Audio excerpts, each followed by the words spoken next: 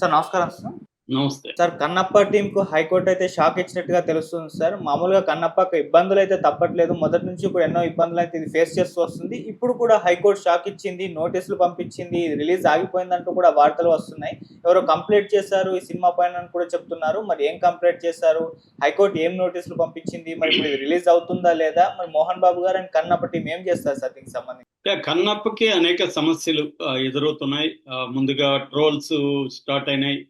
ఎందుకంటే వాళ్ళు పోస్టర్లు టీజర్ రిలీజ్ అయినప్పుడు కన్నప్ప బాగాలేదని ట్రోల్స్ అయినాయి. అంతకు ముందు కూడా వాళ్ళు విదేశాల్లో వెళ్ళి షూట్ చేస్తూ ఉంటే కూడా కన్నప్పని ఏంది అక్కడ షూట్ చేసేది అని న్యూజిలాండ్ అది స్విట్జర్లాండ్ న్యూజిలాండ్ లో చేస్తున్నప్పుడు కూడా విమర్శలు వచ్చాయి. దాని తర్వాత హార్డ్ డిస్క్ మాయమైందని చెప్పారు. అది దాన్ని ఎక్కడ నెట్లో పెట్టేస్తారని భయపడుతున్నట్టుగా చెప్పారు. మంచు మనోజ్ దీని మీద నెగిటివ్ కామెంట్లు చేయడం, ఆయన ఇంట్లో పనిచేసే రఘు అండ్ చరిత అనే ఇద్దరు హార్డ్ డిస్క్ దొంగిలించారని విష్ణు చెప్పడం, ఇవన్నీ జరిగాయి.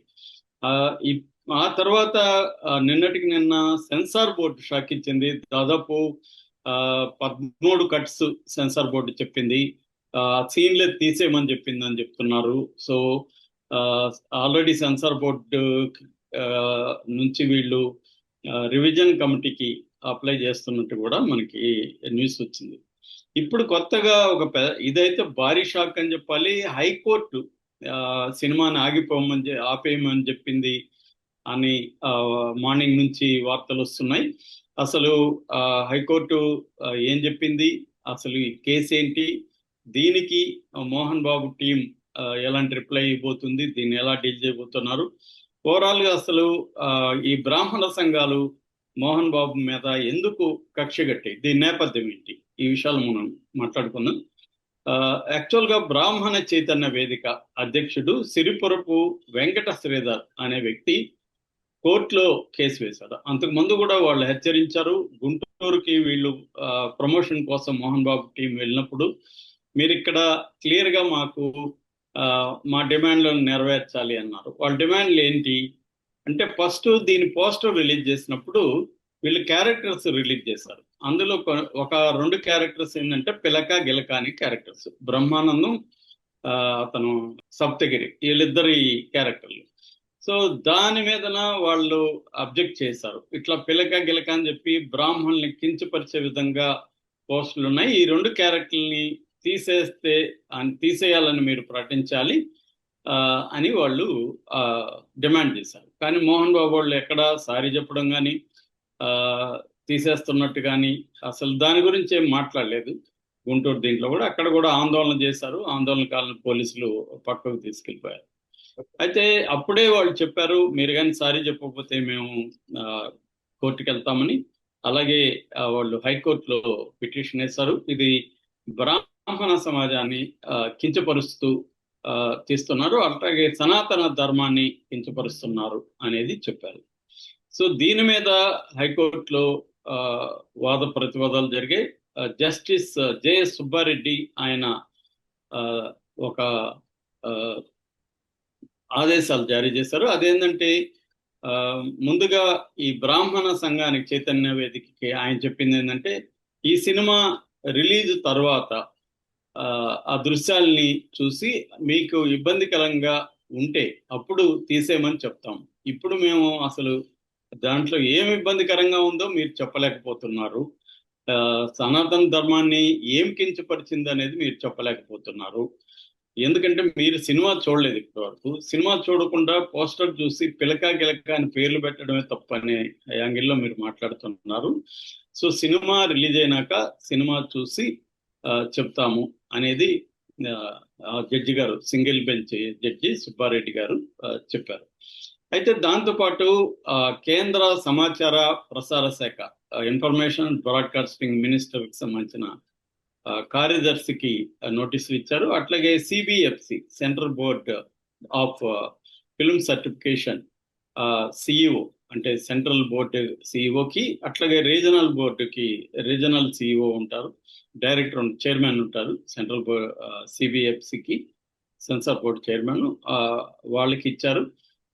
అట్లాగే ఈ డైరెక్టర్ ముఖేష్ కుమార్ సింగ్కి, మోహన్ బాబుకి, ఈ క్యారెక్టర్లు చేసిన బ్రహ్మానందం సప్తగిరికి, దీని ప్రొడ్యూసర్ ఉంటున్న విష్ణుకి, వీళ్ళకందరికి కూడా నోటీసులు జారీ చేశారు.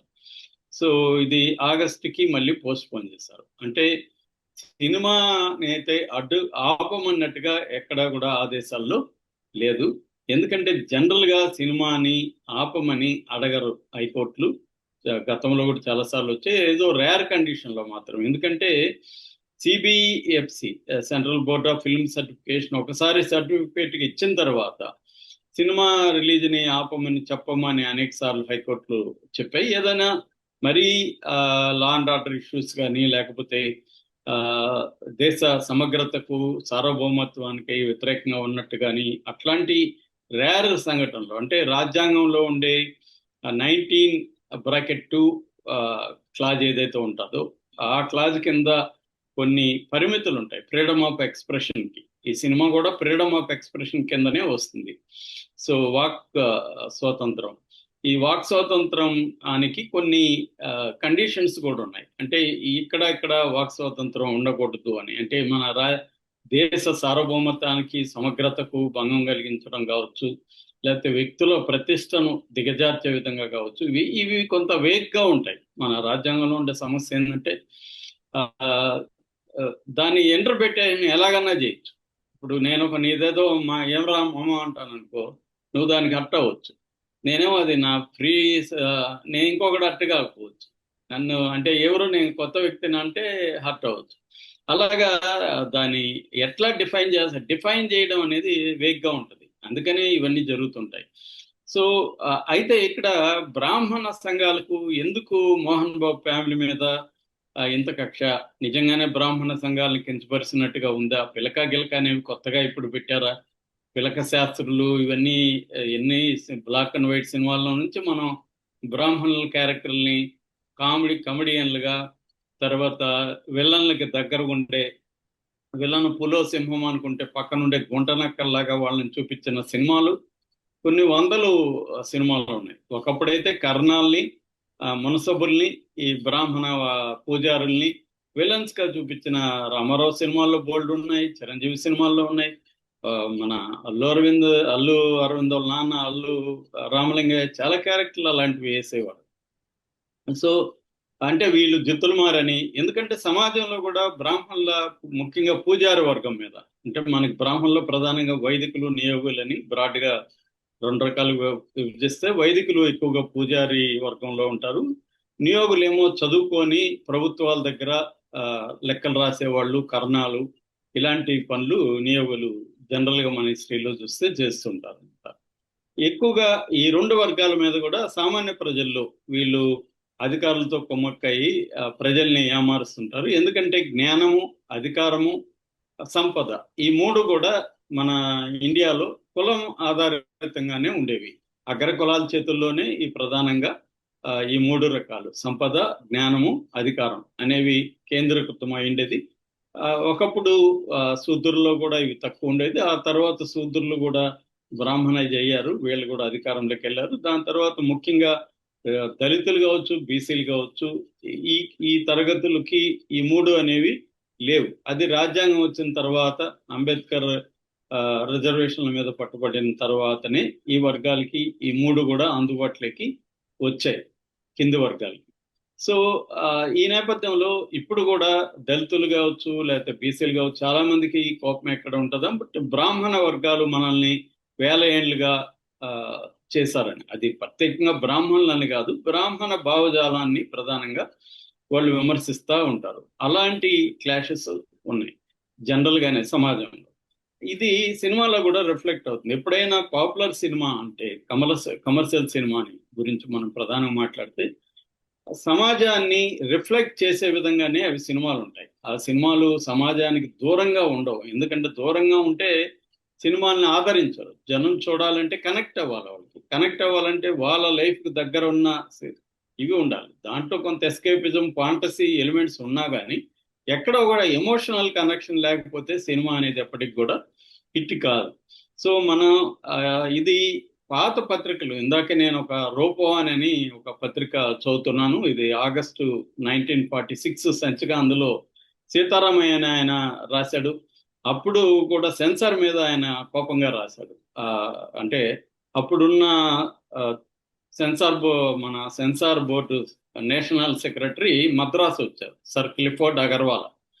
మద్రాసు వస్తే ఆయన్ని చాలా మంది ప్రొడ్యూసర్లు వీళ్ళు కలిశారు. అప్పుడు ఛాంబర్ అధ్యక్షుడిగా ఉంటున్న శ్రీ రామయ్య అనే ఆయన ఒక అప్పీల్ చేశాడు ఆయనకి. అసలు సెన్సార్ బోర్డు తీసేయండి సార్, మేము మాకు స్వేచ్ఛగా సినిమాలు తీస్తాము, మాకు కూడా సామాజిక బాధ్యత ఉంటుంది అని అప్పీల్ చేశాడు. ఇప్పుడు 1946, ఇంకా స్వాతంత్రం రాకముందే. అంటే అప్పటి నుంచి కూడా సెన్సార్ బోర్డుకి ప్రొడ్యూసర్లకి మధ్య గొడవ అనేది ఎప్పటి నుంచో జరుగుతుంది. అట్లాగే సమాజంలో కూడా ఆ పాత పత్రికలు చూసినా కూడా వివిధ వర్గాల్ని ఈ ఈ సినిమాలు ఎలా కించపరుస్తున్నాయని చాలా ఆర్టికల్స్ మనకు కనబడతాయి. అదే నేపథ్యం ఇక్కడ కూడా మనకు ఉంది. అయితే మోహన్ బాబు మీద ప్రత్యేకంగా కక్ష కట్టడానికి గతంలో దేనికైనా రెడీ సినిమా 2012లో వచ్చినప్పుడు దాంట్లో కూడా మోహన్ బాబు, విష్ణు వీళ్ళు ఆ సినిమాలో బ్రాహ్మణులు కించపరిచారని చెప్పి ఫిల్మ్ నగర్లో వాళ్ళ ఇంటి ముందు బ్రాహ్మణులు ధర్నా చేస్తే మోహన్ బాబు ఫ్యామిలీ వాళ్ళని బౌన్సర్ల చేత కొట్టించింది. దాని తర్వాత మోహన్ బాబు వచ్చింది మంచి బ్రాహ్మణులు కాదు, వాళ్ళు బెగ్గర్స్ అన్నట్టుగా కామెంట్లు చేశాడు.